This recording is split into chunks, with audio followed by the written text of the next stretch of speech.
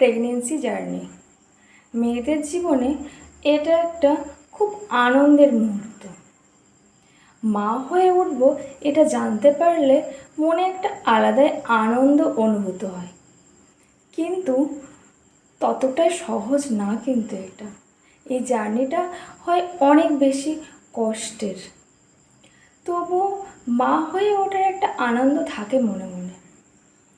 এই সময় হঠাৎ করে কেমন যেন মানসিক ও শারীরিকভাবে পরিবর্তন হয় দেহের। কত কী না পরিবর্তন হঠাৎ করে মেয়েদেরকে মেনে নিতে হয়, সেগুলোর সাথে মানিয়ে চলতে হয়। হাজবেন্ড যতই কোঅপারেটিভ হোক না কেন, ঠিক কারোর দ্বারা সম্ভব না। এই সময়টা কারোর দ্বারাই বোঝা সম্ভব না। যে মা হয় সেই জানে। যাদের যাদের খাওয়ায় খুব অরুচি থাকে তারা জানে এই সময়টা তাদের পক্ষে কতটা কষ্টের হয়।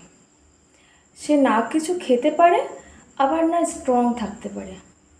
শ্বশুরবাড়ি প্রত্যেকেই চায় সংসারের কাজকর্মগুলো ঠিকঠাকভাবে হোক এবং বৌমা যেন একটা সুস্থ সন্তানের জন্ম দেয়। সেই আশা পূরণ করা কিন্তু অতটাও সহজ হয়ে ওঠে না, আর এগুলোর জন্যই মেয়েদেরকে অনেক লড়াই করতে হয়।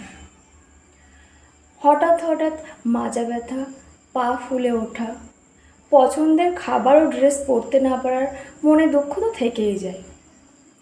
এসবের সব কিছু মেনে নেওয়া সম্ভব হয়ে যায় মেয়েদের শুধুমাত্র মা হওয়ার আনন্দটা অনুভব করবার জন্য। কিছু তো করার নেই। মা না হতে পারলে কিন্তু জীবনে কিছুই আর থাকে না। একটা মেয়ে যখন মা হতে পারে না, তখন কিন্তু তার জীবনটাই মূল্যহীন হয়ে পড়ে।